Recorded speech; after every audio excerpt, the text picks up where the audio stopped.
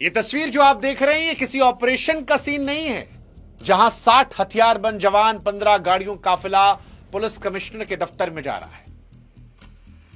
एक जवान अपनी मां के इंसाफ के लिए परेशान होकर ताकत का इस्तेमाल कर रहा है।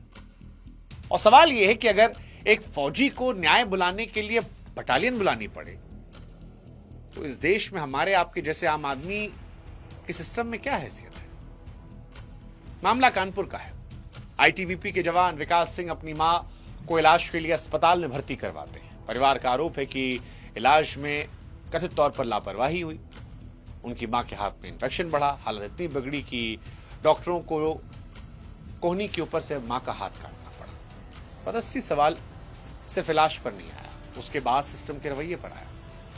विकास से कहना था कि वो एफआईआर दर्ज करवाने कार्रवाई की मांग को लेकर थाने दफ्तरों के चक्कर लगाते, लेकिन सुना ही नहीं किसी ने। मामला तब और बढ़ा जब मां का कटा हुआ हाथ डिब्बे में लेकर कमिश्नर के दफ्तर पहुंचे। जांच बैठी। परिवार की तरफ से आरोप है कि शुरुआती रिपोर्ट में अस्पताल को राहत देने की कोशिश की गई। फिर आईटीबीपी की 32वीं बटालियन के कमांडो करीब 15 गाड़ियों और 60 हथियारबंद जवानों के साथ कमिश्नर के दफ्तर पहुंचे।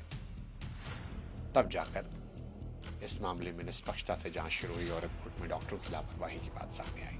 अब पुलिस कमिश्नर कह रहे हैं कि आईटीबीपी के अधिकारी हथियारबंद जवान पहुंचे कैसे।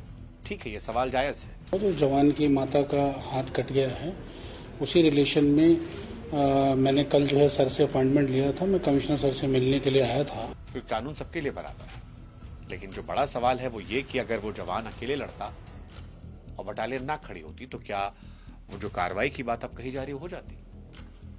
क्या सिस्टम वैसी हरकत में आता? और यहीं से ये घटना सिर्फ एक खबर नहीं रहती है कि अगर एक बेटे की शिकायत पर सिस्टम धीरे चले लेकिन ताकत दिखने के बाद फाइल तेज चलने लगे तो आम आदमी सोचता है कि भैया इस देश में क्या दो देश हैं? सवाल ये है, अगर इंसाफ डर देखकर नहीं ताकत देखकर होगा तो कानून किसके लिए? और अगर एक फौजी के साथ यहां तो हमारा आपका क्या? सोचेगा जरूर।